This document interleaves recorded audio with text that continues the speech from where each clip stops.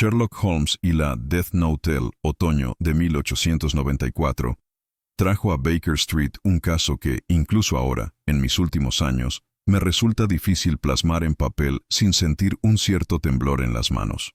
No fue la violencia del asunto lo que me inquieta, de hecho, fue notablemente escasa, sino más bien la peculiar naturaleza del crimen en sí y el oscuro reflejo que representaba de la capacidad humana para la manipulación y la crueldad psicológica. Comenzó, como tantas de nuestras aventuras, una gris mañana de octubre cuando la señora Hudson anunció una visita. Yo había estado leyendo el Times mientras Holmes atendía su correspondencia. Y Thor, el magnífico gran danés que se había instalado con nosotros tras el caso Baskerville, yacía despatarrado ante el fuego, con su enorme cabeza apoyada sobre las patas. El perro se había convertido en un elemento tan habitual en nuestras habitaciones como el aparato de química de Holmes o mi maletín médico, y su presencia aportaba una curiosa sensación de tranquilidad doméstica a nuestra, por lo demás, irregular casa. Una tal señora Catherine Whitmore desea verlo. Señor Holmes, anunció la señora Hudson, y observé que los ojos grises de mi amiga se agudizaban con interés, incluso antes de que nuestro visitante cruzara el umbral.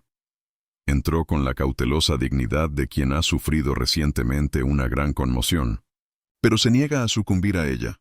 La señora Whitmore tendría unos 40 años. Vestía un luto negro de excelente calidad, con el rostro pálido pero sereno.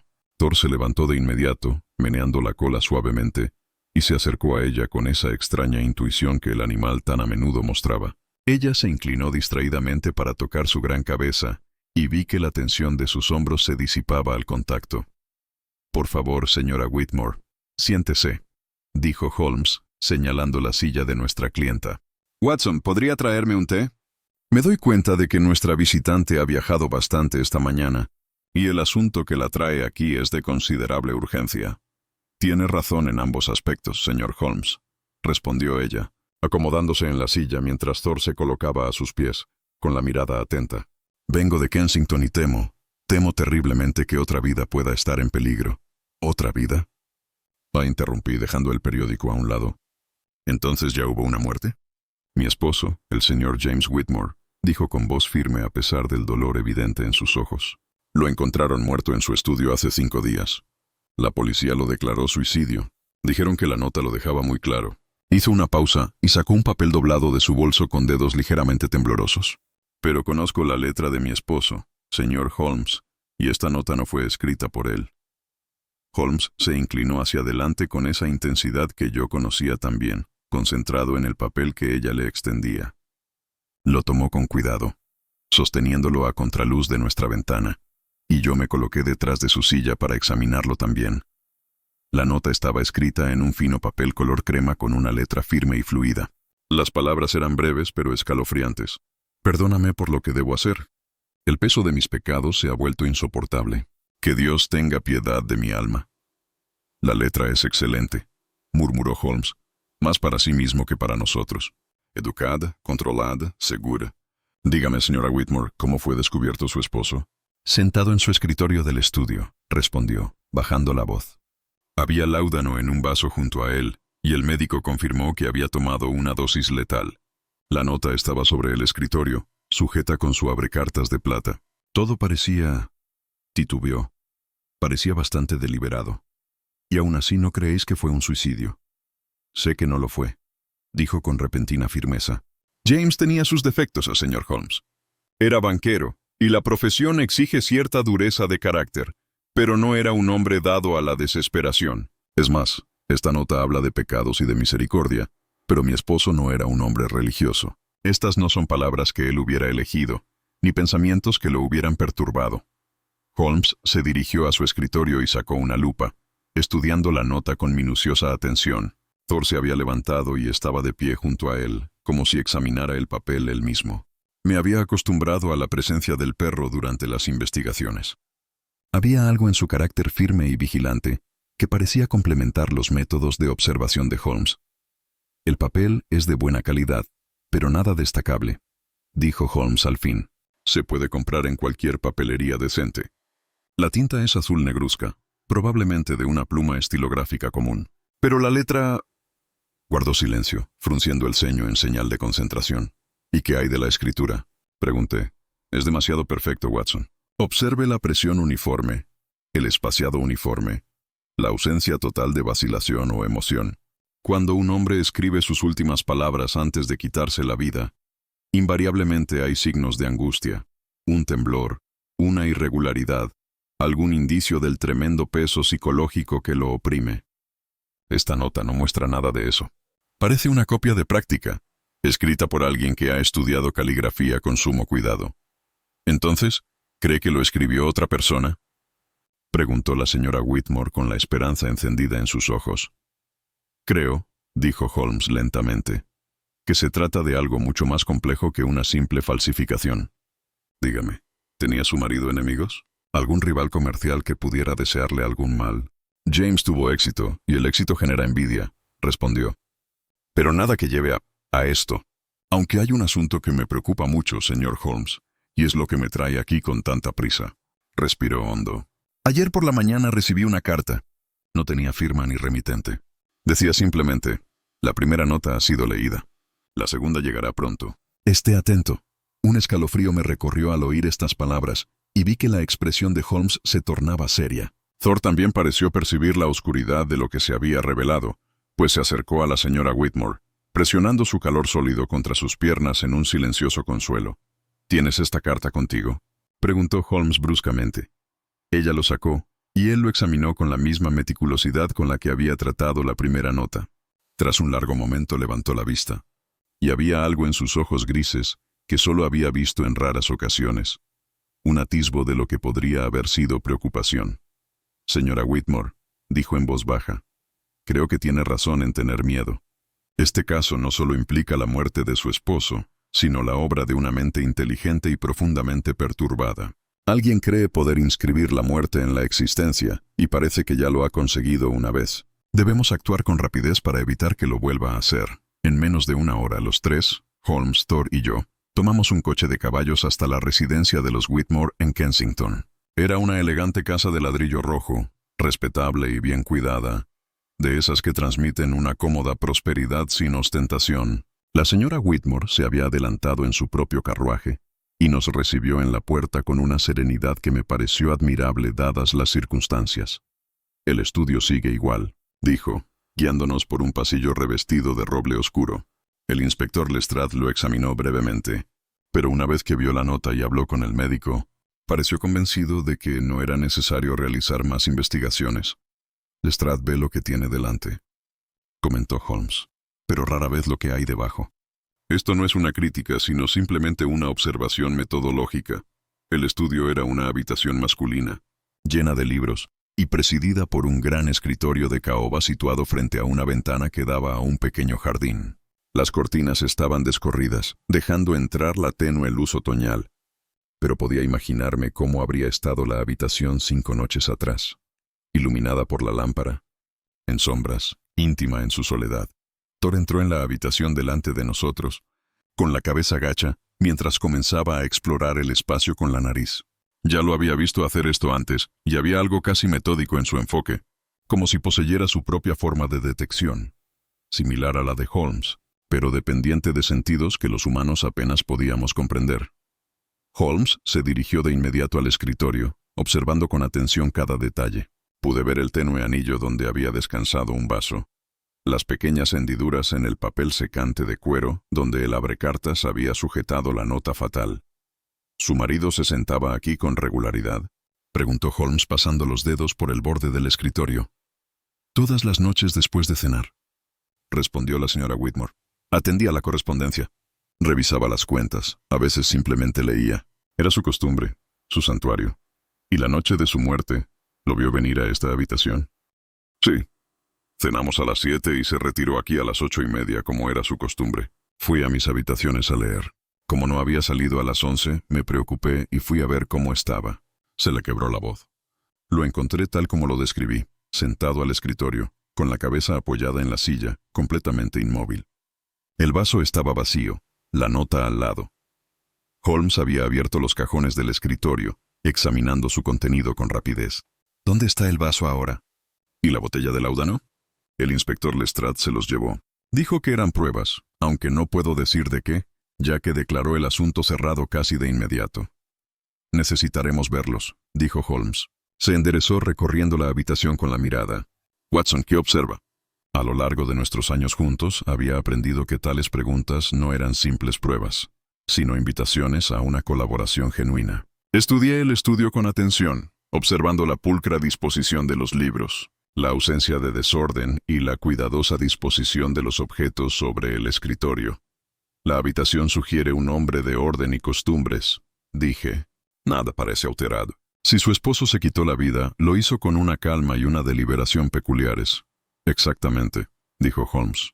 Y ahí radica una de nuestras dificultades. El suicidio rara vez es tan ordenado, tan sereno. Suele haber algún signo de lucha, si no física, al menos emocional. Un papel desparramado, un objeto volcado, algo que indique la confusión mental que precede a tal acto. Thor había completado su recorrido por la habitación, y ahora se encontraba frente a una estantería en la pared del fondo. Con la atención fija en un punto en particular, Holmes lo notó de inmediato. ¿Qué habrá encontrado?, me preguntó, murmuró mi amigo acercándose al perro. Examinó la estantería con atención, luego extendió la mano y sacó un volumen. ¡Ah! ¡Qué interesante! El libro era un libro de contabilidad, encuadernado en cuero verde, y cuando Holmes lo abrió, vi que contenía anotaciones escritas con letra clara, fechas, nombres y sumas de dinero. ¿Su marido mantenía cuentas privadas?, preguntó Holmes. La señora Whitmore frunció el ceño. Que yo sepa, no. Sus registros bancarios se guardaban en su oficina de la City. Holmes pasó las páginas lentamente, con expresión cada vez más seria. Estas anotaciones abarcan los últimos 3 años, dijo. Registran pagos realizados a varias personas. Algunos nombres que reconozco pertenecen a clientes del banco de su marido. Las sumas no son elevadas, pero son regulares. Mensuales, en la mayoría de los casos. No entiendo, dijo la señora Whitmore, acercándose. ¿Qué tipo de pagos? Me temo que esa es una pregunta que tendremos que responder, respondió Holmes. Cerró el libro con cuidado. Con su permiso, me gustaría tomar prestado esto. Podría ser crucial para comprender qué provocó la muerte de su esposo. Por supuesto, toma lo que necesites. Holmes se metió el libro de contabilidad bajo el brazo y volvió a concentrarse en el escritorio. Se arrodilló, examinando el suelo con su lupa y luego la silla. Thor observaba todo esto con sus ojos oscuros e inteligentes, cambiando ocasionalmente el peso del cuerpo o girando la cabeza como si siguiera un rastro invisible. Señora Whitmore, dijo Holmes al fin, poniéndose de pie, debo hacerle una pregunta difícil. ¿Era su marido un hombre de carácter intachable? Disculpe mi brusquedad, pero en asuntos de esta gravedad, la honestidad absoluta es esencial. Guardó silencio un largo rato, con las manos entrelazadas. James era ambicioso, dijo finalmente. Quizás más ambicioso de lo debido. Anhelaba el éxito, el reconocimiento, el respeto de sus iguales. No puedo asegurar si esa ambición lo llevó alguna vez a comprometer sus principios. No hablamos de sus negocios en detalle. Ya veo. El tono de Holmes era amable sin juzgarlo. Una última pregunta. En los días previos a su muerte, ¿parecía su esposo preocupado? ¿Distraído? ¿Recibió alguna visita o correspondencia inusual? Estaba más callado que de costumbre, admitió. Más retraído. Y hubo una visita, un caballero que había venido 3 días antes. Antes de que ocurriera, hablaron en privado en esta misma habitación durante quizás media hora. No vi al visitante con claridad, pero oí sus voces, que en cierto momento se elevaron, aunque no pude distinguir las palabras. ¿Puedes describir a este visitante? Alto, creo, por la sombra que vi en el pasillo. Bien vestido. Llevaba un bastón.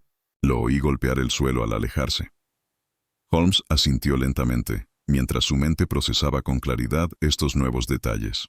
Gracias, señora Whitmore. Ha sido de gran ayuda. Watson y yo regresaremos a Baker Street para analizar lo que hemos averiguado. Le ruego que permanezca alerta y me informe de inmediato si recibe más correspondencia inusual. Mientras nos preparábamos para partir, Thor se movió una vez más al lado de la señora Whitmore, y ella apoyó su mano sobre su cabeza con evidente gratitud por su silencioso consuelo. Señor Holmes, dijo al llegar a la puerta, ¿cree que puede encontrar al culpable? ¿Y evitar que escriba otra muerte? La expresión de Holmes era seria pero decidida. Haré todo lo que esté a mi alcance para asegurarlo. Respondió. De eso le doy mi palabra. El viaje de regreso a Baker Street transcurrió en silencio, absortos en la contemplación de lo que habíamos presenciado.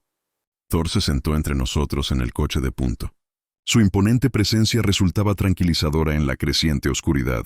Observé el perfil de Holmes al pasar bajo las farolas de gas, notando la familiar intensidad en su expresión que indicaba que su mente ya estaba considerando posibilidades a toda velocidad, construyendo y descartando teorías con esa asombrosa velocidad que tantas veces nos había llevado a la verdad.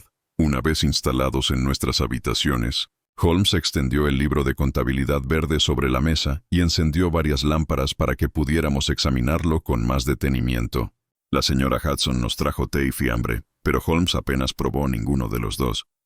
Tan absorto estaba en las columnas de cifras y nombres que tenía delante. Watson, dijo al fin. Su formación médica le ha familiarizado con los efectos de diversos venenos y drogas. ¿Qué puede decirme sobre el láudano como arma letal? Dejé mi taza y consideré la pregunta con detenimiento. El láudano es una tintura de opio, comúnmente usada para aliviar el dolor y como sedante. En dosis moderadas, produce somnolencia y euforia. Una dosis letal causaría estupor progresivo, depresión respiratoria y, finalmente, la muerte por insuficiencia respiratoria. El proceso no sería instantáneo. Podría tardar 1 hora o más, dependiendo de la cantidad consumida y la constitución del individuo. ¿Y la víctima estaría al tanto, durante ese tiempo, de lo que estaba sucediendo? Al principio sí, aunque los efectos de la droga nublarían la conciencia progresivamente. Un hombre que hubiera tomado una dosis letal podría tener tiempo para darse cuenta de su error, pero probablemente no la coordinación ni la claridad mental para pedir ayuda. Holmes asintió lentamente, tamborileando con los dedos sobre el libro de contabilidad, lo que plantea la pregunta: si James Whitmore fue asesinado, ¿cómo lo convenció el asesino de consumir el láudano? No había señales de forcejeo ni evidencia de fuerza. El hombre se sentó tranquilamente en su escritorio y bebió veneno. ¿Quizás no sabía que estaba envenenado? Sugerí. Si el láudano estuviera mezclado con vino o brandy. El vaso solo contenía láudano, según el relato de la señora Whitmore. Lestrade lo confirmó. Un hombre con la inteligencia de Whitmore seguramente habría notado el sabor amargo, el olor característico. Holmes se levantó y empezó a caminar de un lado a otro, con las manos entrelazadas a la espalda. Thor levantó la cabeza para observar y luego se levantó para seguirlo, caminando silenciosamente junto a mi amigo mientras se movía de un lado a otro por nuestra sala de estar. A menos que, me aventuré, lo haya tomado voluntariamente, creyendo que era una dosis medicinal adecuada. Watson, ahora empiezas a ver la peculiar genialidad de este crimen, si es que lo es. Supongamos que nuestro asesino convenciera de alguna manera a Whitmore de que necesitaba tomar láudano. Supongamos que le dijeran que serviría para algo, que resolvería algún problema. Un hombre bajo suficiente presión psicológica podría hacer muchas cosas que de otro modo no consideraría. Holmes regresó a la mesa y abrió el libro de cuentas una vez más, recorriendo con el dedo las columnas de entradas. Estos pagos cuentan una historia, aunque aún no está completa. Vea aquí. Sumas mensuales pagadas a un tal señor Gerald Ashworth desde hace 2 años. Y aquí, pagos trimestrales a una tal señora Eleanor Griffith. Este nombre, Thomas Blackwell, aparece solo una vez, pero la suma es considerable. 50 libras. ¿Podrían ser pagos de chantaje? Pregunté sintiendo escalofríos ante la insinuación. Esa sería la conclusión obvia, respondió Holmes. Sin embargo, hay algo en el patrón que me preocupa. Las cantidades son demasiado regulares, demasiado medidas. El chantaje suele ser más errático, impulsado por las necesidades inmediatas o la codicia del extorsionador. Estos pagos sugieren algo más sistemático, más calculado. Guardó silencio, con el ceño fruncido, pensativo. Afuera, los sonidos del tráfico vespertino de Londres nos llegaban. El traqueteo de cascos, el grito de un vendedor ambulante, el silbido lejano de un tren. Thor se había acomodado de nuevo frente al fuego, pero sus ojos permanecían abiertos, atentos. «Existe otra posibilidad», dijo Holmes finalmente en voz baja. ¿Y si Whitmore no fue víctima de chantaje, sino su autor? ¿Y si este libro de contabilidad no registra los pagos que él hizo, sino los que obtuvo de otros? La idea me impactó con fuerza. ¿Crees que estaba chantajeando a sus propios clientes? Un banquero tiene acceso a los detalles más íntimos de la vida financiera de una persona, observó Holmes. Ve sus deudas, sus inversiones, sus transacciones. Podría descubrir secretos que otros pagarían por mantener ocultos. Y si Whitmore era tan ambicioso como sugiere su esposa, si deseaba riqueza y estatus más allá de lo que le proporcionaba su salario legítimo. Dejó la frase sin terminar, pero la implicación era clara. Pero si Whitmore era el chantajista, dije lentamente, tratando de entender la lógica, entonces su muerte podría haber sido un acto de venganza de una de sus víctimas. Precisamente. Y la nota, esa peculiar y demasiado perfecta nota de suicidio, se convierte no solo en una falsificación, sino en una forma de justicia poética. El chantajista, que comerciaba con secretos y culpas, aparece como si hubiera muerto por el peso de su propia conciencia. Holmes se dirigió a su pipa y seleccionó su pipa de brezo favorita, llenándola con tabaco de la zapatilla persa. Thor observó este ritual con la paciencia que da la familiaridad. Mañana, continuó Holmes encendiendo su pipa y exhalando una nube de humo fragante. Debemos visitar al inspector Lestrade y examinar el vaso y la botella de láudano que se llevó de la escena. También debemos investigar discretamente los nombres que aparecen en este libro de contabilidad, descubrir quiénes son estas personas, qué relación tenían con Whitmore y si alguno de ellos podría tener tanto el motivo como la capacidad para cometer este curioso crimen. ¿Y la carta de advertencia que recibió la señora Whitmore?, pregunté. ¿La amenaza de una segunda nota? La expresión de Holmes se tornó seria. Eso, Watson, es lo que más me preocupa. Si nuestra teoría es correcta, si una de las víctimas del chantaje de Whitmore lo mató y lo hizo pasar por un suicidio, ¿por qué anunciar que vendrá otra muerte? ¿Qué propósito tiene? ¿Quizás otra de las víctimas de Whitmore esté en peligro? O quizás, dijo Holmes en voz baja, se trata de algo muy distinto a la simple venganza. Quizás nos enfrentamos a una mente que ha descubierto un terrible poder en la palabra escrita, el poder de moldear la realidad, de transformar un asesinato en un aparente suicidio mediante la cuidadosa redacción de una nota. Una mente así podría no detenerse en una sola víctima. De hecho, tras haberlo conseguido una vez, podría sentirse obligada a demostrar su poder de nuevo. La habitación quedó en silencio, salvo por el crepitar del fuego y el suave sonido de la respiración de Thor. Afuera, la noche había caído por completo, y Londres yacía envuelto en su familiar manto de niebla y luz de gas. Pensé en la señora Whitmore, sola en su casa de Kensington, esperando lo que pudiera suceder. Pensé en la mano desconocida que había escrito esas dos notas, la falsa confesión de suicidio y la ominosa advertencia. Y me pregunté, con un escalofrío que nada tenía que ver con el clima otoñal, ¿quién recibiría la tercera nota? Y si Holmes y yo podríamos evitar su terrible cumplimiento. La mañana siguiente amaneció gris y sombría, con una fina lluvia cayendo sobre las calles de Londres. Holmes se había despertado antes que yo. Lo encontré en la mesa del desayuno, ya vestido, con el libro de contabilidad abierto junto a varias hojas de papel escritas con su caligrafía angulosa. He estado catalogando los nombres, dijo sin preámbulos mientras me servía el café. Hay 17 personas en total, registradas a lo largo de 3 años. Los pagos varían en cantidad, pero comparten una característica curiosa. Todos comienzan y terminan en fechas específicas, como si estuvieran regidos por un calendario predeterminado. Thor emergió de debajo de la mesa, donde evidentemente había estado acompañando a mi amigo durante sus labores matutinas. El perro se estiró magníficamente y luego se dirigió a la puerta con aire expectante. Sí, amigo, saldremos enseguida, dijo Holmes, recogiendo sus papeles. Watson, le he enviado un mensaje a Lestrade pidiéndole que nos vea en Scotland Yard a las 10. Debemos examinar la botella de láudano y el vaso antes de seguir adelante. La lluvia se había convertido en una llovizna constante cuando llegamos a Scotland Yard. Thor se sacudía vigorosamente en el vestíbulo, para consternación del joven agente de turno. Lestrade nos recibió en su despacho, una habitación estrecha con vistas al Támesis, con las paredes llenas de archivadores y el aire cargado de humo de pipa. Señor Holmes, Dr. Watson, dijo, levantándose para estrecharnos la mano. Su mirada perspicaz percibió la presencia de Thor con resignación. Hacía tiempo que había dejado de cuestionar las excentricidades de los métodos de Holmes. Recibí su nota. Confieso que me sorprende su interés en el caso Whitmore. Me pareció bastante claro. Suicidio simple y llanamente. La nota lo dejaba claro. La nota, respondió Holmes acomodándose en una silla. Es precisamente lo que me interesa. Pero primero, me gustaría examinar las pruebas físicas. ¿Aún tiene el vaso y la botella de láudano? ¿En la sala de pruebas? Sí.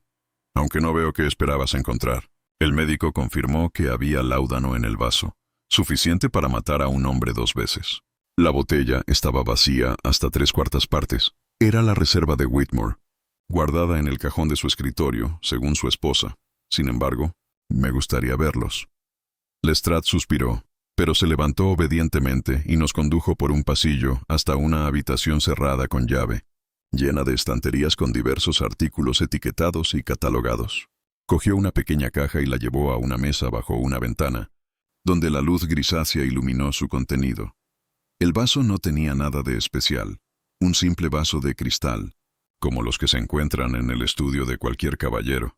Holmes lo levantó con cuidado, examinándolo a través de su lupa, sosteniéndolo a contraluz e incluso oliéndolo con delicadeza. Thor estaba sentado cerca, concentrado en las investigaciones de mi amigo con esa extraña concentración que tan a menudo mostraba. La botella de láudano era de vidrio marrón oscuro y llevaba una etiqueta de farmacia. Holmes la examinó con más atención, prestando especial atención a la etiqueta y al tapón de corcho. «Esta botella», dijo al fin, «lleva la marca de la farmacia Pemberton de Holborn. Lestrade, ¿ha verificado que Whitmore la haya comprado en ese establecimiento?» «No se me ocurrió comprobarlo», admitió Lestrade. «¿Qué importancia tiene?»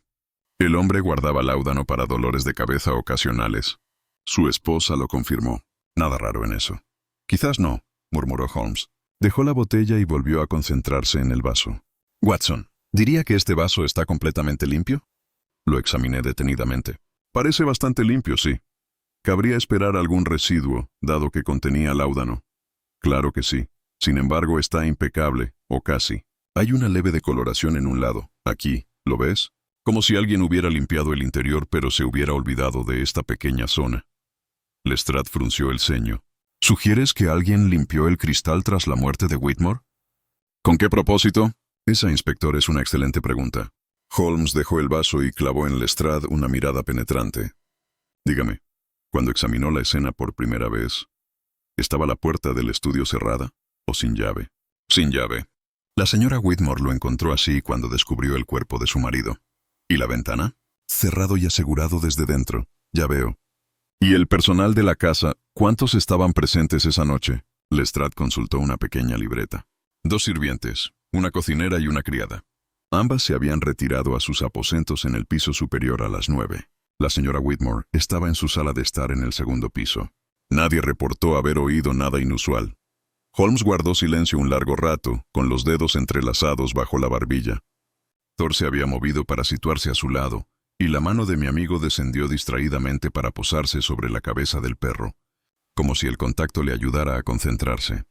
«Lestrade», dijo Holmes por fin, «necesito que investigues a varias personas cuyos nombres te daré. Deseo saber sus ocupaciones, su situación financiera y, en particular, si alguno de ellos era cliente del banco de James Whitmore. ¿Sospechas de chantaje?», me preguntó Lestrade con dureza. «Sospecho muchísimas cosas, pero estoy seguro de muy pocas por ahora. Por eso, las pruebas, cuidadosamente recopiladas y examinadas con lógica, se vuelven esenciales». Holmes extrajo su lista de nombres del libro de cuentas. «Estas 17 personas podrían tener la clave para comprender la muerte de Whitmore. Me interesaría especialmente saber si alguna de ellas ha recibido correspondencia inusual en los últimos días». Lestrade tomó la lista con expresión escéptica, pero no desdeñosa. Con los años había aprendido que las corazonadas de Holmes, por extrañas que parecieran al principio, solían conducir a resultados extraordinarios. «Hay algo más», añadió Holmes. «La señora Whitmore mencionó a un visitante que visitó a su esposo 3 días antes de su muerte. Un hombre alto, bien vestido, que llevaba un bastón. Necesito que registren las casas vecinas. Alguien podría haber visto a este individuo llegar o salir. Pondré hombres a ello», prometió Lestrade, aunque su tono sugería que lo consideraba un desperdicio de recursos. «Pero, señor Holmes, incluso si demuestra que Whitmore era un chantajista, incluso si una de sus víctimas lo mató, ¿cómo explica eso la nota? ¿Cómo pudo alguien obligar a un hombre a beber veneno y luego falsificar una nota de suicidio en su propio estudio?» «Esa», respondió Holmes poniéndose de pie, «es la cuestión que gira en torno a todo este caso.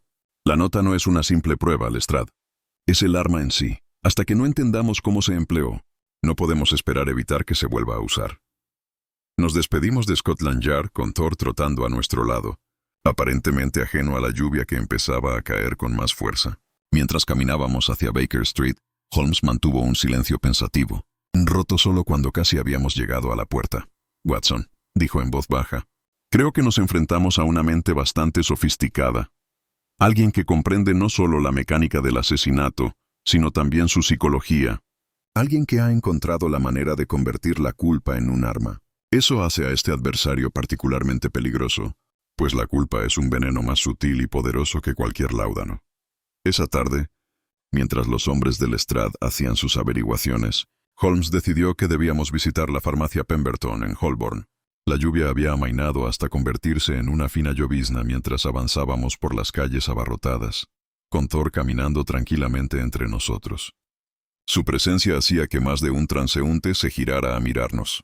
La farmacia estaba situada en una esquina, y sus ventanales mostraban una colección de botellas, frascos y medicamentos patentados en filas ordenadas. Una campana sonó al entrar, y la mezcla de aromas a alcanfor, lavanda y diversos compuestos llenó el aire. Un señor mayor con bata blanca salió de la trastienda, ajustándose las gafas al acercarse.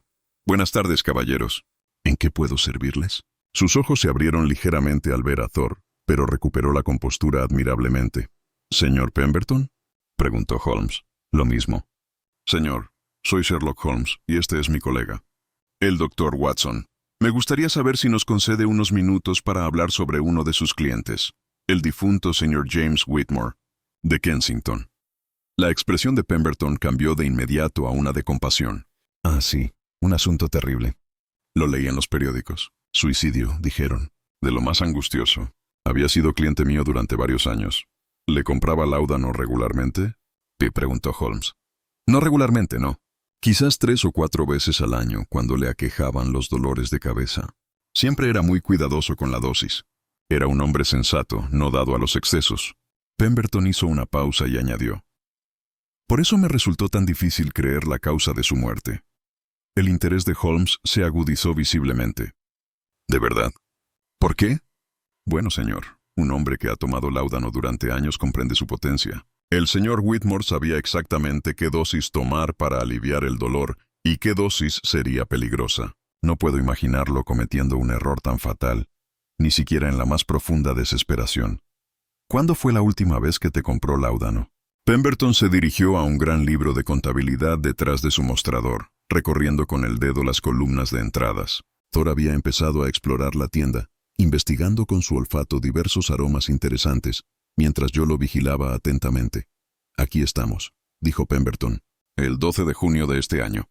Compró una botella estándar de 4 onzas, suficiente para varios meses de uso ocasional si se usa correctamente». Holmes se inclinó hacia adelante con atención.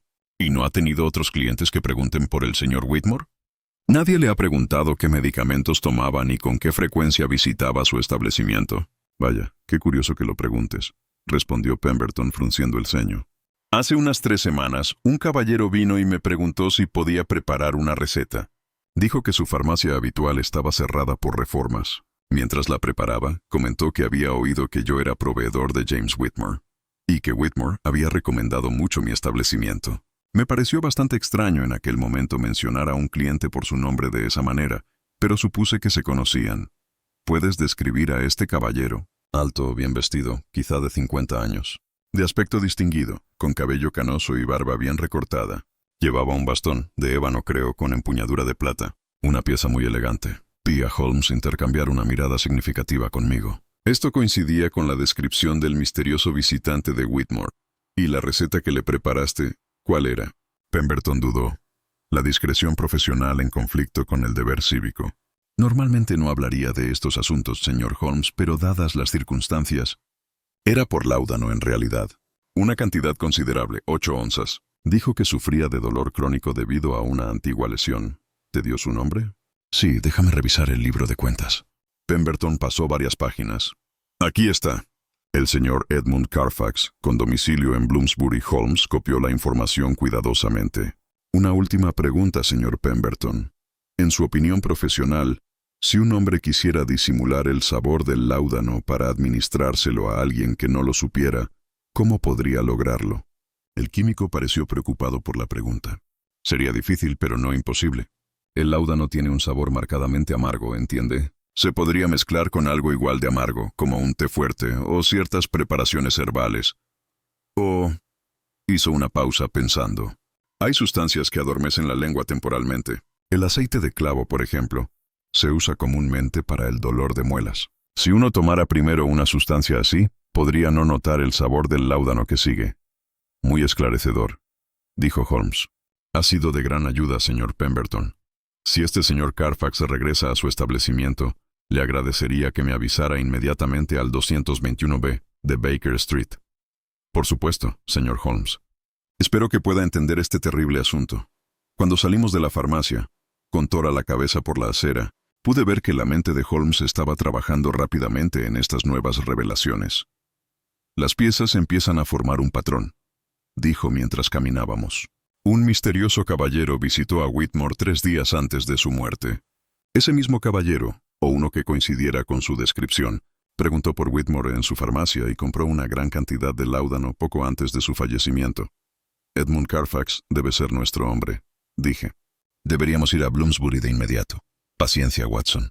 Si Carfax dio un nombre falso, probablemente también dio una dirección falsa. No, debemos abordar esto con más cuidado. El hombre ha demostrado una astucia considerable. No se dejará acorralar fácilmente. Habíamos llegado a una esquina donde convergían varias calles, y Holmes se detuvo, mirando a su alrededor como si buscara algo. Thor, que caminaba tranquilamente a nuestro lado, se detuvo de repente y giró su enorme cabeza hacia una calle lateral. Su cuerpo se tensó, las orejas hacia adelante, todo su cuerpo alerta. «¿Qué pasa, viejo?», preguntó Holmes, siguiendo la mirada del perro. Miré hacia la estrecha calle que Thor observaba y se me heló la sangre. De pie en un portal, a unos 30 metros de distancia, había una figura alta con un abrigo oscuro, con el rostro ensombrecido por un sombrero de ala ancha. Incluso a esa distancia, pude distinguir el bastón que llevaba y la forma pausada en que se dio la vuelta y desapareció entre la multitud. «Holmes», exclamé. Ese hombre, pero mi amigo ya se estaba moviendo, con Thor adelantándose mientras lo perseguíamos. Nos metimos en la calle lateral, esquivando peatones y vendedores ambulantes, pero al llegar a la puerta donde había estado la figura, no había rastro de él. El estrecho callejón se bifurcaba en 3 direcciones, cada una llena del tráfico vespertino habitual de una vía pública londinense.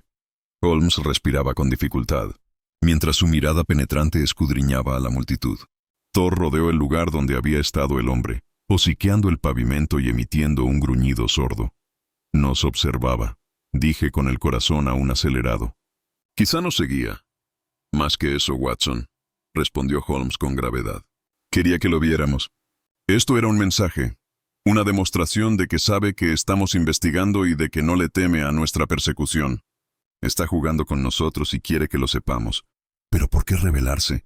Seguro que eso aumenta el riesgo de que lo atrapen. Holmes negó con la cabeza lentamente, con expresión seria. Porque, querido amigo, se cree intocable.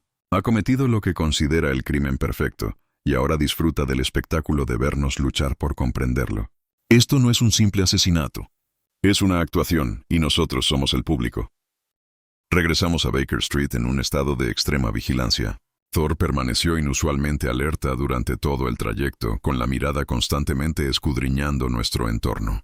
Holmes mantuvo un silencio pensativo, y yo sabía que no debía interrumpir sus cavilaciones. Una vez instalados en nuestras habitaciones, se puso a redactar varios telegramas, que envió a través de los pilluelos que le servían de red de informantes no oficiales. Le he advertido a Lestrade sobre el nombre de Edmund Carfax, explicó, aunque sospecho que será inútil. También le he pedido a la señora Whitmore que tenga mucho cuidado y no permita la entrada a desconocidos en su casa. Por último, he contratado al joven Wiggins para que vigile la tienda de Pemberton. Si nuestro misterioso caballero regresa, lo sabremos. La tarde se fue haciendo noche, y seguía sin llegar ninguna noticia. Holmes intentó entretenerse con su violín, pero incluso esa fuente de contemplación, habitualmente fiable, le falló. Tocaba unos compases y luego se detenía, con el arco suspendido en el aire, mientras una nueva idea lo asaltaba. Thor yacía frente al fuego, pero sus ojos permanecían abiertos, fijos en Holmes, con lo que solo podría describir como una preocupación compasiva. La señora Hudson nos trajo la cena a las 7, y acabábamos de sentarnos cuando un fuerte golpe en la puerta nos hizo levantarnos. Thor llegó antes que nosotros, con un ladrido profundo que resonó por toda la casa. Momentos después apareció la señora Hudson pálida. Señor Holmes, soy el inspector Lestrade. Dice que es muy urgente. Lestrade irrumpió en nuestras habitaciones con el sombrero torcido y la respiración entrecortada. Holmes, gracias a Dios que estás aquí. Ha habido otra muerte y otra nota.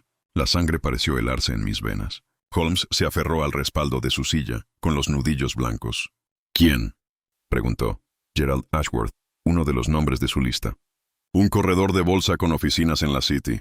Su secretario lo encontró hace una hora, desplomado sobre su escritorio.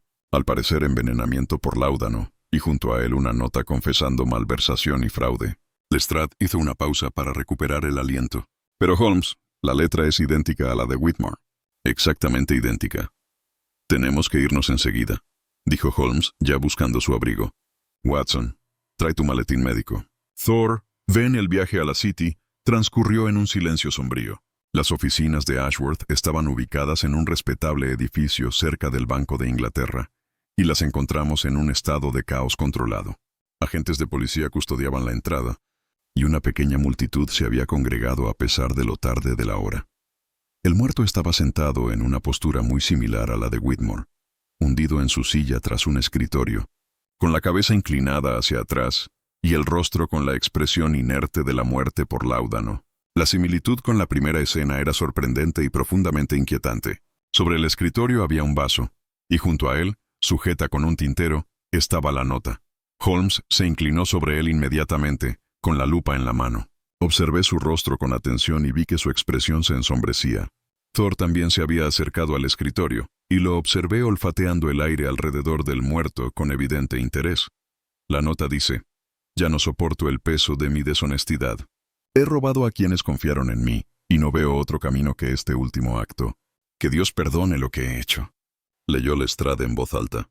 Su secretario dice que Ashworth parecía preocupado la semana pasada, pero no mostró signos de querer hacerse daño. La letra, dijo Holmes en voz baja, es, en efecto, idéntica a la nota de Whitmore. No es similar, es idéntica. La misma presión, el mismo espaciado, la misma formación peculiar de ciertas letras. ¿O es obra de un maestro falsificador o...? Hizo una pausa frunciendo el ceño. ¿O qué?, pregunté. ¿O estamos ante algo que no he visto antes? Se irguió recorriendo la oficina con la mirada. Lestrade interroga a fondo al empleado. Quiero saber de todos los que visitaron a Ashworth la semana pasada. Cada carta que recibió, cualquier circunstancia inusual, por insignificante que parezca. Mientras Lestrade entrevistaba al empleado, un joven nervioso llamado Perkins, Holmes examinaba cada centímetro de la oficina. Thor lo seguía de cerca, y noté que el perro parecía especialmente interesado en una pequeña papelera cerca del escritorio. Holmes lo observó y se arrodilló de inmediato para examinar su contenido. «Watson, mire esto», dijo, sacando un sobre arrugado. La dirección estaba escrita con una letra fluida y elegante, la misma que había escrito las dos notas de defunción. Estaba dirigida simplemente al señor Gerald Ashworth, sin remitente. «Recibió una carta», murmuró Holmes. «Probablemente en los últimos 2 días, dado que aún no la han recogido con la basura». Olió el sobre con cuidado. Hay un ligero olor, algo medicinal, pero no logro identificarlo. «Señor Holmes», gritó el joven Perkins, tras terminar con Lestrade. «El señor Ashworth recibió una carta ayer por la mañana. La leyó en privado y después parecía muy agitado. Canceló sus citas de la tarde y pasó el resto del día solo en su oficina. Salí a las 5 como de costumbre. Cuando llegué esta mañana y lo encontré, su voz se fue apagando». «¿Alguien lo visitó ayer?», preguntó Holmes bruscamente. «Solo un caballero, a última hora de la tarde. Dijo que tenía una cita, aunque no me constaba. El señor Ashworth lo vio. Hablaron unos 20 minutos a puerta cerrada. Describe a este visitante». La descripción que seguía me resultaba ahora terriblemente familiar. Alto, distinguido, con barba canosa, portando un bastón de ébano con empuñadura de plata. Nuestro Edmund Carfax, o como fuera su verdadero nombre. El rostro de Holmes se había vuelto inmóvil, muy controlado, una señal que yo conocía bien, que indicaba que estaba reprimiendo una fuerte emoción. «Perkins», dijo con voz mesurada. «¿Dijo algo el señor Ashworth después de que se fuera este visitante?» «¿Algo en absoluto?» «Solo una cosa, señor». Parecía muy preocupado, y cuando le pregunté si se encontraba bien, dijo: «Perkins, los pecados del pasado siempre acaban encontrándolo, por muy enterrados que estén». Esas fueron sus palabras exactas. Holmes se dio la vuelta y se dirigió a la ventana que daba a la ciudad en penumbra. Thor se acercó a él, y vi la mano de mi amigo posarse brevemente sobre la cabeza del perro, buscando quizás consuelo en esa presencia leal. Él lo sabía, dijo Holmes en voz baja, más para sí mismo que para nosotros. Ashworth sabía lo que se avecinaba. Había sido amenazado, se había preparado psicológicamente para su propia muerte, y sin embargo no pudo escapar. ¿Pero cómo? Yo pregunté con frustración en la voz. ¿Cómo se obliga a un hombre a envenenarse? ¿Qué influencia podría tener este asesino para que sus víctimas cometan semejante acto? Holmes se giró para mirarnos, y en sus ojos grises vi una furia fría que pocas veces había presenciado. Eso, Watson, es precisamente lo que debemos descubrir, y rápido, porque me temo que nuestro asesino aún no ha terminado su trabajo. Hay 15 nombres más en el libro de Whitmore, 15 víctimas potenciales más, y entre ellas, nuestro asesino ya está seleccionando a su próximo objetivo. La oficina quedó en silencio, salvo por los lejanos sonidos de la noche londinense. El traqueteo de las ruedas de un carruaje, el grito de un vendedor ambulante, el eterno murmullo de la ciudad, y en ese silencio sentí el peso de lo que enfrentábamos. Un asesino que asesinaba no con armas ni veneno administrado a la fuerza, sino con palabras. Palabras que, de alguna manera, conducían a los hombres a su propia destrucción. No regresamos a Baker Street hasta bien pasada la medianoche. Holmes había insistido en examinar cada detalle de la oficina de Ashworth, cada papel, cada objeto que pudiera dar alguna pista sobre el método de operación de este extraordinario asesino. Thor había mantenido la paciencia durante todo el proceso, aunque incluso su considerable resistencia se había visto puesta a prueba por la larga velada. Una vez en casa, Holmes se dejó caer en su sillón y permaneció sentado en un silencio meditabundo, mientras yo preparaba una cafetera de café fuerte. El fuego se había apagado y lo avivé de nuevo, buscando algo de calor contra el frío que parecía haberse instalado en mis huesos, un frío que no tenía nada que ver con el clima otoñal. «Está jugando con nosotros», dijo Holmes finalmente rompiendo el silencio que se había extendido entre nosotros. Cada movimiento está calculado para demostrar su poder sin revelar nada de su identidad, ni de su propósito final. Pero sin duda el patrón se está aclarando, argumenté, acomodándome en mi silla. Ambas víctimas figuraban en el libro de Whitmore. Presumiblemente, ambas estaban siendo chantajeadas por él. Este asesino está eliminando sistemáticamente a las víctimas de Whitmore, quizás como una forma retorcida de justicia. No, Watson. Esa lógica es demasiado simple, y este adversario es todo menos simple. Holmes se levantó y empezó a caminar de un lado a otro, con las manos entrelazadas a la espalda. Thor lo observaba con esos ojos oscuros e inteligentes. Piénselo, si nuestro asesino solo quería eliminar a las víctimas del chantaje de Whitmore, podría hacerlo mucho más eficientemente por medios convencionales. ¿Por qué esta elaborada farsa del suicidio? ¿Por qué obligarlas a beber el veneno ellas mismas? ¿Por qué dejar notas que proclaman su culpabilidad? Holmes se apartó de la ventana, con la mente visiblemente acelerada. La carta dice que la nota ha sido entregada, pero la víctima no ha hecho nada al respecto. Eso sugiere que aún hay tiempo. Watson, debemos pensar como él. Si las fechas importan, y si el patrón continúa, ¿cuál de los nombres restantes tendría una conexión con la fecha de hoy, el 29 de octubre? Volvió al libro mayor, recorriendo las entradas con el dedo. Aquí está. Thomas Blackwell. Hizo un solo pago a Whitmore el 29 de marzo. Una suma considerable. No hay otros pagos registrados. Podría ser nuestro hombre, dije. ¿Pero y si te equivocas? ¿Y si la teoría de la fecha es incorrecta? Entonces habremos perdido un tiempo precioso, reconoció Holmes con gravedad. Pero es la única pista que tenemos. El informe del Lestrade sobre Blackwell debería estar entre estos papeles. Ah, aquí está. Revisó el documento rápidamente. Thomas Blackwell, 47 años, abogado con despacho en Lincoln's Inn, viudo, sin hijos. Considerado respetable, aunque poco destacable. Su dirección es Guilford Street, no muy lejos de aquí. Debemos ir a verlo inmediatamente. En efecto, señora Hudson, gritó Holmes, que traiga un taxi inmediatamente. En cuestión de minutos, recorrimos las calles a toda velocidad, Thor sentado entre nosotros, tenso por la urgencia que parecía percibir en nuestra actitud. El tráfico era denso, y me encontré animándole en silencio a nuestro conductor a que acelerara, aún sabiendo lo inútil de tales pensamientos. La calle Guilford era una calle tranquila y respetable, bordeada de casas georgianas. El número 43 se alzaba a mitad de la manzana, con las ventanas cerradas y la puerta pintada de un elegante negro. Holmes saltó del taxi antes de que se detuviera por completo y golpeó la puerta con la cabeza de su bastón.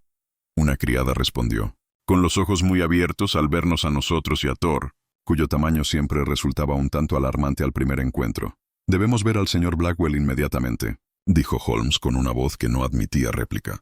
Es un asunto de suma urgencia. El señor Blackwell no recibe visitas, señor, dijo nerviosa. Esta mañana dio instrucciones estrictas de que no lo molestaran. ¿Esta mañana? El rostro de Holmes se tensó. ¿Cuándo esta mañana? Pues, justo después de recibir su correo, señor. Había una carta. La leyó en su estudio. Y luego me dijo que quería que lo dejaran solo. Parecía muy afligido. Holmes la apartó de un empujón disculpándose, y corrimos por el pasillo hacia el estudio, con Thor saltando delante de nosotros. La puerta estaba cerrada, y cuando Holmes probó el picaporte, la encontró cerrada con llave. «Señor Blackwell», gritó golpeando la puerta. «Señor Blackwell, le presento a Sherlock Holmes». «Abra la puerta inmediatamente». No hubo respuesta. Holmes retrocedió con el rostro sombrío. «Watson, tenemos que desmontarlo». «Rápido, hombre». Juntos nos lanzamos contra la puerta. Resistió una vez, 2 veces, y luego cedió con un estruendo astillado. Entramos al estudio a trompicones, y la escena que vimos fue una que esperaba no volver a ver jamás. Thomas Blackwell estaba sentado en su escritorio, inmóvil, muy pálido. Un vaso estaba frente a él, y junto a él, sujeta por un pisapapeles, había una nota con esa terrible y familiar caligrafía. Pero el propio Blackwell contemplaba estos objetos con una expresión de profundo horror, con la mano temblorosa suspendida sobre el vaso. «Alto», ordenó Holmes con voz autoritaria. «Señor Blackwell, no toque ese vaso». El hombre se giró para mirarnos con ojos que parecían contener toda la desesperación del mundo. «No lo entienden», susurró. «Él lo sabe. Lo sabe todo. No hay otra salida». Holmes cruzó rápidamente el estudio, colocándose entre Blackwell y el vaso de láudano. Thor lo siguió, colocándose al lado de Holmes. Su presencia, de alguna manera, tranquilizaba la atmósfera tensa. Yo permanecí cerca de la puerta, listo para ayudar si Blackwell intentaba alcanzar el veneno. «Señor Blackwell», dijo Holmes, con voz suave pero firme, «sea lo que sea que crea que debe hacer, sea lo que le diga esta carta, le aseguro que hay otras opciones. ¿Podría hablar con nosotros antes de tomar una decisión irrevocable?» Las manos de Blackwell temblaban violentamente. Era un hombre pequeño, pulcramente vestido, con el pelo ralo y la tez pálida de quien pasa la mayor parte del tiempo en interiores. Sus ojos, tras unas gafas de montura metálica, reflejaban una mezcla de terror y resignación. «No puedes ayudarme», dijo con voz ronca. «Nadie puede. Lo que he hecho, la vergüenza de que se sepa». Se tapó la cara con las manos. «Lo que ha hecho», respondió Holmes acercándose, «no puede justificar su muerte. Cualquier secreto que guarde, cualquier acto que pese sobre su conciencia, no puede justificar esto». «No lo sabes», gritó Blackwell. «No puedes saber lo que es vivir con tanta culpa, saber que todo lo que has construido se basa en una mentira, en una traición a la confianza». Holmes me hizo un gesto y lo comprendí al instante. Me acerqué al escritorio y con cuidado saqué el vaso de láudano, llevándolo a un rincón apartado de la habitación, donde Blackwell no pudiera alcanzarlo fácilmente. Thor observaba todo con sus ojos oscuros e inteligentes, sin apartarse de Holmes. «Entonces, díganos», dijo Holmes, sentándose frente a Blackwell. «Háblenos de esta carga que lleva». «He descubierto, señor Blackwell, que los secretos pierden gran parte de su poder cuando salen a la luz». El abogado lo miró con algo parecido al asombro. «¿Me escucharías? ¿Oirías mi confesión?» «Me gustaría oír tu verdad», corrigió Holmes con suavidad. «Hay una diferencia». Durante un largo instante, Blackwell permaneció en silencio, luchando consigo mismo. Luego, lenta y vacilante, empezó a hablar. «Hace 20 años», dijo, con la voz apenas por encima de un susurro. «Era un joven oficinista en una prestigiosa firma. Era ambicioso, ansiaba ascender, dejar huella. Tenía una clienta, una viuda adinerada, que nos confió la administración del patrimonio de su difunto esposo. La suma era considerable, y era mi responsabilidad supervisar ciertas inversiones en su nombre». Hizo una pausa, tragando saliva con dificultad. Vi una oportunidad, una inversión inmobiliaria que parecía segura de generar ganancias sustanciales. Pero requería más capital del que la viuda había autorizado. Me convencí de que actuaba en su mejor interés, de que las ganancias justificarían con creces mi uso no autorizado de sus fondos. Falsifiqué su firma en documentos y redirigí dinero sin su conocimiento. Y la inversión fracasó. Dijo Holmes en voz baja, espectacular. La propiedad era un fraude y lo perdí todo, su dinero y mis propios ahorros, que había acumulado en un intento desesperado por recuperar la pérdida. Me enfrenté a la ruina, a un proceso judicial, a la destrucción de todo por lo que había trabajado. ¿Qué hiciste?, pregunté, aunque sospechaba que sabía la respuesta. Cometí un delito mayor para encubrir el primero, dijo Blackwell con la voz entrecortada. Alteré los registros, falsifiqué las cuentas, hice parecer que la propia viuda había autorizado las inversiones y que las pérdidas se debían a fuerzas del mercado ajenas a cualquier control. La culpé por las malas decisiones que tomé en su nombre, y ella creyó esto. No tenía motivos para no hacerlo. Era mayor, estaba confundida con asuntos financieros, era confiada. Murió 2 años después, sin saber que le había robado y luego difamado su memoria para salvarme. Las lágrimas corrían por su rostro. Construí toda mi carrera sobre esa base de mentiras. Cada éxito, cada cliente que confió en mí, cada reputación que gané, todo se construyó sobre la ruina del nombre de una mujer inocente. Holmes se inclinó hacia adelante, pensativo. ¿Y James Whitmore descubrió esto? Hace 6 meses. Estaba resolviendo un asunto bancario y, de alguna manera, encontró discrepancias en los registros antiguos. Fue minucioso y metódico. Recopiló todo lo que yo había hecho. Y luego vino a mí con sus hallazgos y sus condiciones. Exigió un pago por su silencio, una suma considerable cada mes. La he estado pagando, agotando mis ahorros, hipotecando mi futuro. Pero esta mañana, señaló la nota que aún estaba sobre su escritorio. Esta mañana recibí esa carta. Dice que la verdad se revelará de todas formas, que mi crimen se hará público, que todos sabrán quién soy, a menos que siga el camino honorable. A menos que confiese mis pecados y me evite a mí y a mi familia la humillación de la exposición pública. Holmes tomó la nota y la leyó con atención. Me moví para leer por encima de su hombro, y las palabras me dejaron helado. Señor Thomas Blackwell, ya pasó el tiempo de los secretos. Su crimen contra la señora Margaret Thornton se revelará en 1 semana. Se han recopilado las pruebas y se ha contactado a las autoridades. Se enfrentará a un juicio público, prisión y la destrucción total de su nombre y su profesión. Sin embargo, existe una alternativa. Un hombre de honor, ante el peso de sus fechorías, podría optar por rendir cuentas, confesar sus pecados por escrito y partir de este mundo antes de que la vergüenza de la exposición pública recaiga sobre él y su familia. El láudano adjunto ofrece una liberación sin dolor. La decisión y el coraje para tomarla son solo tuyos. Considere cuidadosamente lo que le espera. El juicio, los periódicos, los rumores, la certeza de que su familia cargará con la mancha de su deshonra durante generaciones. O considere la alternativa, un final tranquilo, una confesión que explique pero no humille, una historia que permita a su familia llorar en lugar de avergonzarse. El peso de la conciencia exige un pago. Como lo hagas es tu decisión. Monstruoso, susurré. Esta es una tortura psicológica de la más refinada crueldad. En efecto, dijo Holmes con la voz tensa por la ira contenida. Señor Blackwell, debo hacerle una pregunta crucial. ¿Alguien se ha puesto en contacto con usted con pruebas de su delito? ¿Se ha informado realmente a las autoridades? Blackwell parpadeó, la confusión abriéndose paso entre su desesperación. No lo sé. La carta dice muchas cosas, interrumpió Holmes, pero no aporta ninguna prueba. No ofrece nombres, ni pruebas específicas, ni indicios de que se haya iniciado una investigación real. Simplemente afirma estas cosas y se basa en su culpa y su miedo para hacerlas parecer reales. Pero Whitmore lo sabía. Si Whitmore lo sabía, otros podrían saberlo. Whitmore ha muerto, dijo Holmes con firmeza, y apostaría una suma considerable a que cualquier prueba que poseyera murió con él, o fue destruida por la misma persona que le envió esta carta. La esperanza brilló en los ojos de Blackwell, frágil como la luz de una vela. ¿Estás diciendo que esto podría ser una mentira? ¿Un truco?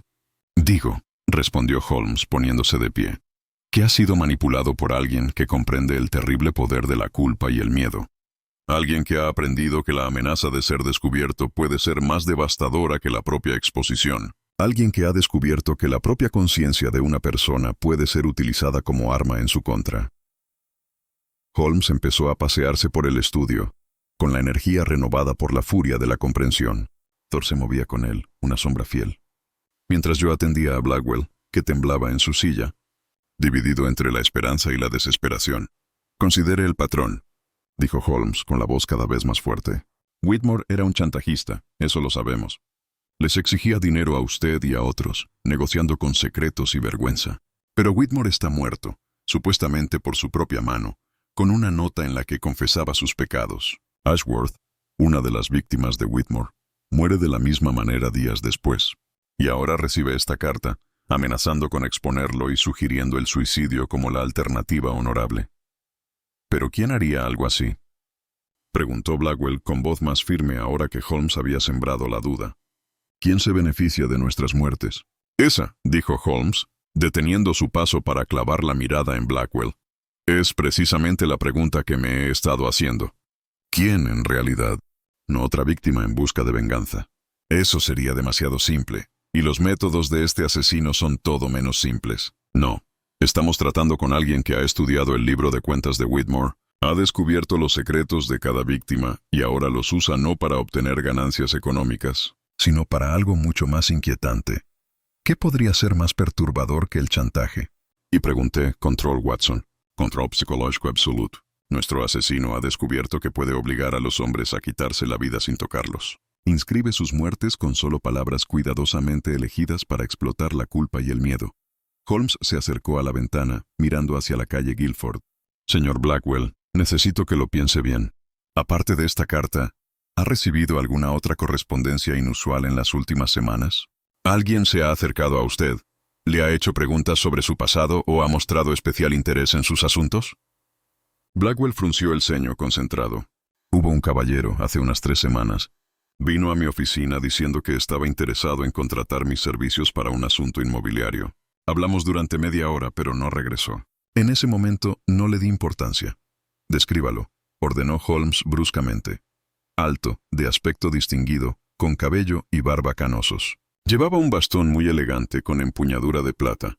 Los ojos de Holmes brillaron de triunfo. «Edmund Carfax, o como sea su verdadero nombre. Ha estado visitando sistemáticamente a cada una de sus supuestas víctimas, estudiándolas, aprendiendo la mejor manera de manipularlas. Watson, no estamos ante un simple asesino.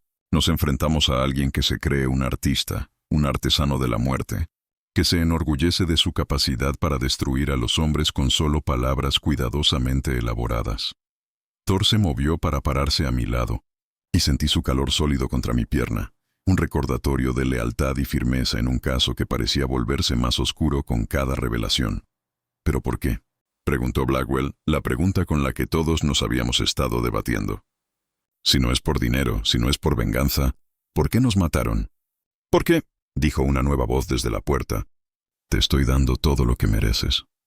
La claridad de juicio, la oportunidad de una confesión honesta, el coraje para enfrentar lo que realmente eres». Nos giramos y encontramos la figura alta de pie en la puerta, con su bastón en la mano, sus ojos grises tranquilos y aterradoramente lúcidos. La criada estaba detrás de él, con el rostro pálido de confusión. «Dijo que lo esperaban, señor», balbuceó. «Pasó justo al lado mío». «No se preocupe, señora Preston», dijo el hombre con amabilidad.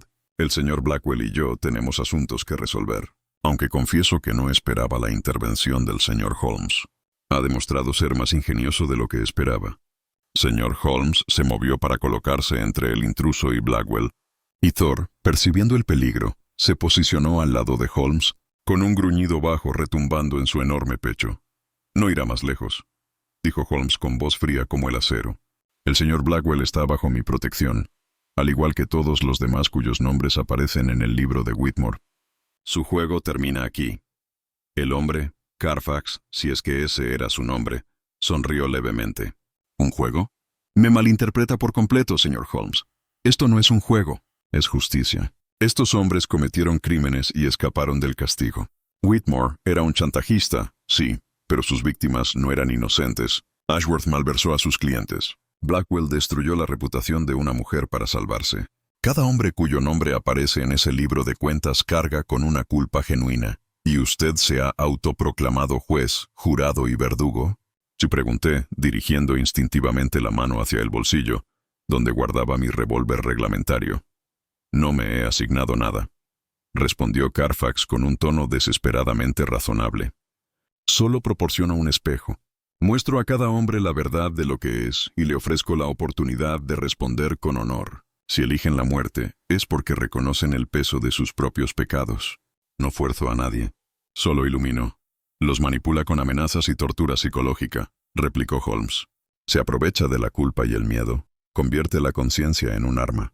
No hay nada honorable en lo que hace, señor. Es un asesino, y solo su método lo distingue de los asesinos comunes. La expresión de Carfax se endureció levemente. Y sin embargo, no he infringido ninguna ley que pueda probarse ante un tribunal. No he causado daño físico a nadie. Solo he escrito cartas. Cartas que solo contienen la verdad. Si los hombres deciden actuar según esa verdad, ¿cómo soy responsable? Porque sabes exactamente lo que haces, dijo Holmes. Estudiaste psicología, quizás medicina. Comprendes la mente humana, sus debilidades, su susceptibilidad a la manipulación. Redactas tus cartas con la habilidad de un maestro torturador, sabiendo exactamente qué palabras llevarán a un hombre a la autodestrucción. El gruñido de Thor se había vuelto más fuerte, y noté que al perro se le erizaba el pelo. Él percibía, como yo, el peligro que emanaba de este hombre tranquilo y elocuente que hablaba del asesinato como si fuera filosofía moral. Confieso que siento curiosidad, dijo Carfax, aparentemente impasible ante nuestra hostilidad. ¿Cómo decidiste que el señor Blackwell sería mi próximo sujeto? Me preocupé mucho por variar el patrón. Las fechas, respondió Holmes. Siguió el calendario de pagos de Whitmore. El 23º para el propio Whitmore. El 28º para Ashworth. El 29º para Blackwell. Cada hombre murió el día en que pagó el dinero del chantaje. Un patrón ingenioso, pero un patrón al fin y al cabo, y los patrones pueden ser reconocidos por quienes observan con suficiente atención. Impresionante, reconoció Carfax. Es usted tan formidable como su reputación sugiere. Pero dígame, señor Holmes, ahora que ha salvado al señor Blackwell, ¿qué pasa con los demás? Hay 14 nombres más en ese libro de cuentas. ¿Puede protegerlos a todos? ¿Puede vigilarlos a todos? Impedir que los alcance. Impedir que lean las cartas que ya he preparado. Nos aseguraremos de que lo arresten y le impidan enviar más correspondencia, dije con firmeza. Carfax rió. Una risa genuina y divertida que me dejó más helado que cualquier amenaza. ¿Bajo qué acusación, doctor? ¿Qué delito he cometido que pueda probar? ¿Escribir cartas? ¿Hablar con la gente? No he tocado veneno, no he forzado nada, ni he coaccionado físicamente a nadie. Su ley británica es maravillosamente precisa, señor Holmes. Castiga las acciones, no los pensamientos ni las palabras. Y he tenido mucho cuidado de no cometer ningún acto que pueda interpretarse como asesinato ante la ley. Tenía razón, y la terrible certeza de ello flotaba en el aire entre nosotros. Habíamos encontrado a nuestro asesino, lo habíamos confrontado en el mismo momento de reclamar a su próxima víctima. Y aún así, no teníamos medios legales para detenerlo. El silencio que siguió a las palabras de Carfax fue profundo y terrible. Pude ver cómo se tensaban los músculos de la mandíbula de Holmes mientras lidiaba con esta situación imposible. Tener al asesino ante nosotros, admitiendo con serenidad sus crímenes, pero legalmente intocable. Debe haber algo, dije con la voz tensa por la frustración. ¿Alguna ley, algún estatuto? No lo hay, interrumpió Carfax con amabilidad. He investigado el asunto a fondo, se lo aseguro. A menos que pueda demostrar que administré veneno físicamente o que amenacé directamente con violencia, no he cometido ningún delito procesable. La manipulación psicológica, por cruel que sea, no está tipificada como delito en sus tribunales. Los gruñidos de Thor se habían intensificado y puse una mano tranquilizadora sobre su gran cabeza, aunque compartía totalmente el deseo del perro de actuar contra ese hombre monstruoso. Holmes se había quedado muy quieto, y yo sabía que esa quietud particular significaba que su mente estaba trabajando a una velocidad tremenda, considerando y descartando posibilidades, buscando algún ángulo que aún no hubiéramos explorado. «Nos ha dicho a qué se dedica», dijo Holmes al fin, con voz cuidadosamente controlada. «Pero no por qué. ¿Qué lleva a un hombre a una crueldad tan elaborada? ¿Qué satisfacción le producen estas muertes?» Por primera vez, algo brilló en los ojos de Carfax. Algo crudo y doloroso bajo la calma exterior. ¿Desea comprender mi motivación, señor Holmes? Muy bien. Le contaré una historia. Entró en la habitación, aunque la presencia de Thor le impidió acercarse demasiado. Se apoyó en su bastón, y cuando volvió a hablar, su voz había perdido parte de su tono burlón. Hace 12 años, era médico, uno de éxito, con una próspera consulta en Manchester. Tenía una esposa, Margaret, a quien amaba con locura, y una hija, Caroline, que era la luz de nuestras vidas. Éramos felices, señor Holmes. Sincera y profundamente felices. Hizo una pausa y vi que sus nudillos se ponían blancos mientras agarraba el mango plateado de su bastón.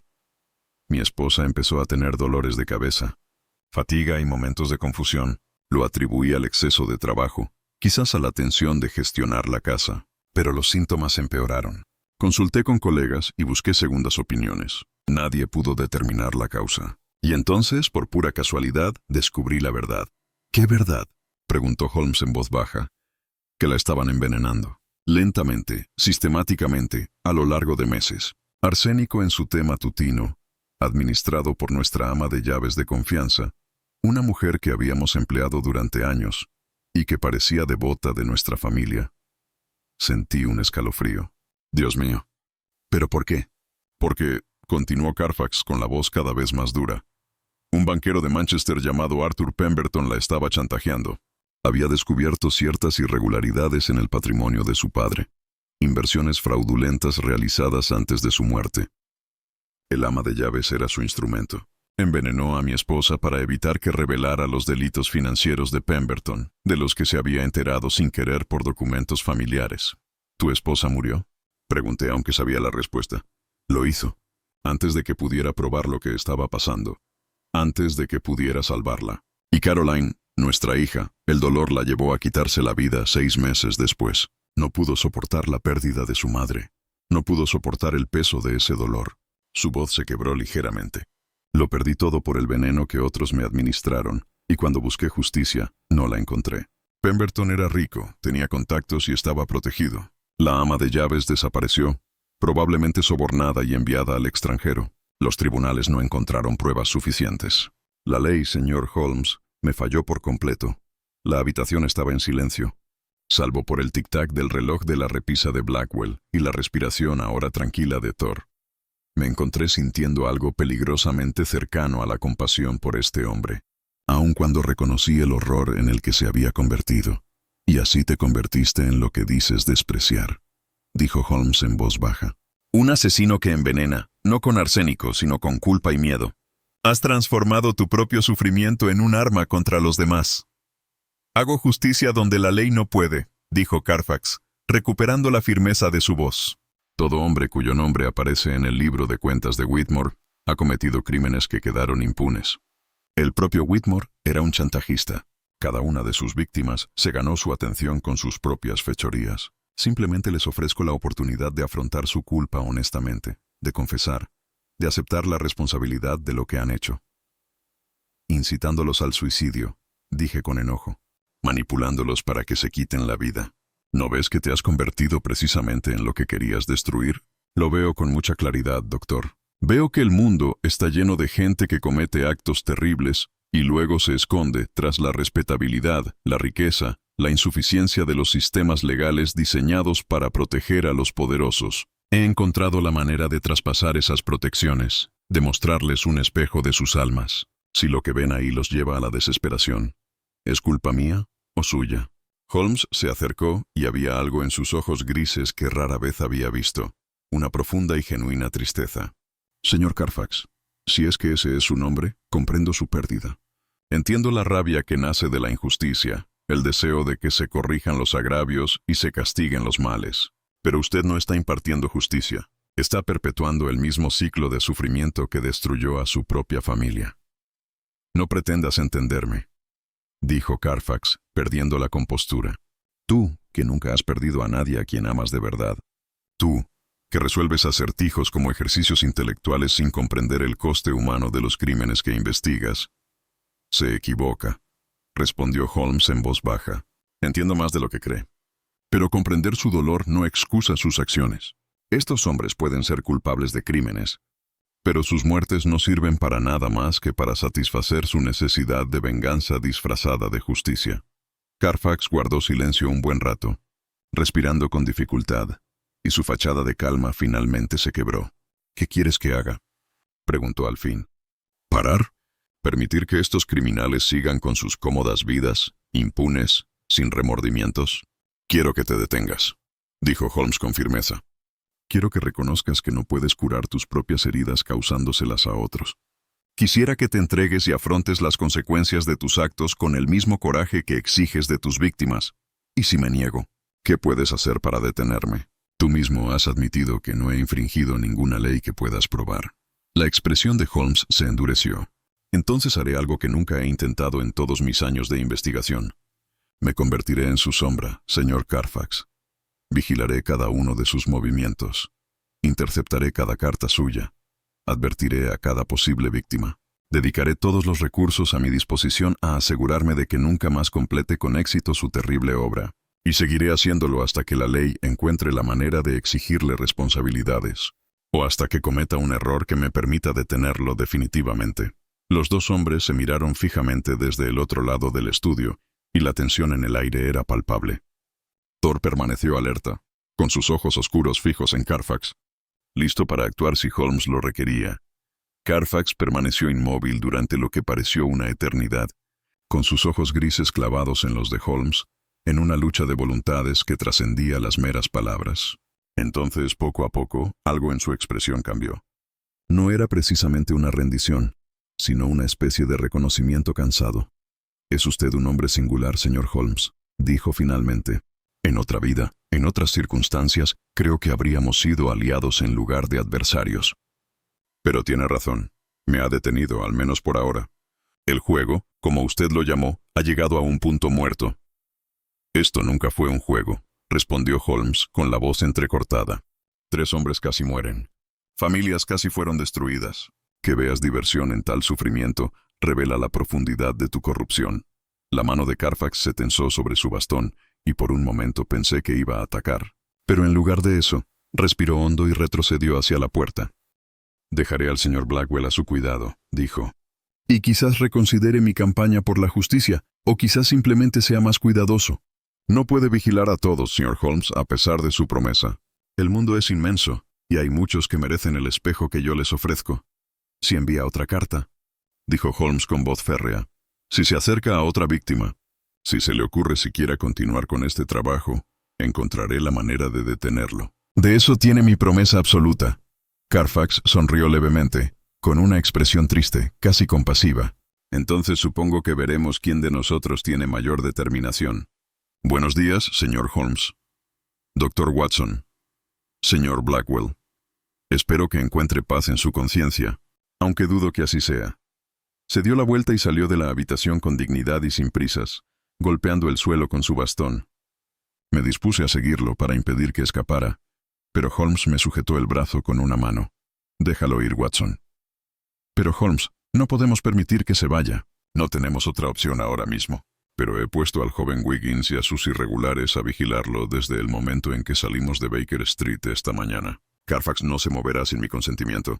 Y ahora que sabe que lo vigilamos, ahora que sus métodos han sido expuestos, su poder se ve considerablemente disminuido». Oímos cerrarse la puerta principal y Blackwell se desplomó en su silla, sintiendo cómo la tensión lo abandonaba. Thor se acercó a él y apoyó su enorme cabeza en la rodilla del abogado en un gesto de consuelo silencioso. «¿De verdad se acabó?», preguntó Blackwell, con la voz apenas un susurro. «¿Estoy a salvo?». «Está a salvo de Carfax», le aseguró Holmes. «Pero la cuestión de su culpabilidad, señor Blackwell, sigue siendo suya. ¿Qué hará con esta segunda oportunidad que se le ha concedido?». Blackwell miró a Thor, moviendo la mano para acariciar la cabeza del perro. «No puedo deshacer lo que le hice a la señora Thornton. Pero quizás pueda enmendarlo de otras maneras. Debe haber obras de caridad, causas, maneras de honrar su memoria, incluso si nunca puedo restaurar su reputación. Eso sería un comienzo», dijo Holmes con suavidad. «Y quizás, con el tiempo, encuentre el valor para confesar su crimen como es debido, no como Carfax le habría pedido que lo hiciera, como preludio a la muerte, sino como un hombre vivo que busca una verdadera expiación». «Lo consideraré», dijo Blackwell, «aunque temo las consecuencias. Las consecuencias de la verdad suelen ser menos terribles de lo que imaginamos». observó Holmes. Y ciertamente menos terribles que las consecuencias de permitir que la culpa nos consuma por dentro. Nos despedimos poco después, tras asegurarnos de que Blackwell se había recuperado por completo y de que la señora Preston comprendía que no debía admitir más visitas sin verificar minuciosamente su identidad. La tarde de otoño se había vuelto fría y arreciaba el viento cuando salimos a la calle Guilford. ¿De verdad se detendrá?, le pregunté a Holmes mientras caminábamos con Thor a nuestro lado. ¿O simplemente esperará a que bajemos la guardia? No puedo asegurarlo, admitió Holmes. Carfax es un hombre complejo, genuinamente herido, genuinamente agraviado, pero transformado por ese dolor en algo monstruoso. Cree firmemente en la rectitud de su causa, lo que lo hace más peligroso que un delincuente común, pero también, paradójicamente, más predecible. ¿Cómo es eso? Porque un verdadero creyente sigue patrones, Watson. Se adhiere a los principios, por muy distorsionados que sean. Si Carfax continúa su trabajo, lo hará según la misma metodología que hemos observado. Y esa metodología, ahora que la entendemos, nos proporciona los medios para contrarrestarla. Habíamos llegado a Baker Street y subimos las escaleras que nos resultaban familiares hasta nuestras habitaciones. La señora Hudson había mantenido la chimenea encendida, y la vista de nuestra cómoda sala de estar, cálida y segura, fue profundamente bienvenida después de la oscuridad de los acontecimientos del día. Holmes se dirigió inmediatamente a su escritorio y comenzó a escribir mensajes urgentes. Me pondré en contacto con cada una de las personas restantes en el libro de Whitmore, explicó. Les advierto del peligro y les aconsejo que ignoren cualquier comunicación que intente explotar su culpa o miedo. El conocimiento es nuestra mejor arma contra los métodos de Carfax. Una vez que sus víctimas comprenden que están siendo manipuladas, su poder se desvanece. ¿Y qué hay del propio Carfax?, pregunté. ¿Seguro que Lestrade puede arrestarlo por algo? ¿Conspiración quizás o intento de asesinato? Lestrade ya está recurriendo a todas las vías legales, dijo Holmes. Pero me temo que Carfax tenía razón. Ha sido extremadamente cuidadoso para mantenerse fuera del alcance de la ley. Quizás debamos conformarnos con haberlo detenido, aunque no podamos verlo castigado como merece. Thor se había acomodado frente al fuego, y me reuní con él, dejando que el calor y la fiel presencia del perro calmaran mi angustia. Holmes trabajó en silencio durante un rato, con la pluma garabateando sobre el papel, su mente aún completamente concentrada en el caso. Holmes, dije al fin, ¿cree usted lo que nos contó Carfax sobre su esposa y su hija, sobre la injusticia que sufrió? Holmes guardó silencio un largo rato antes de responder.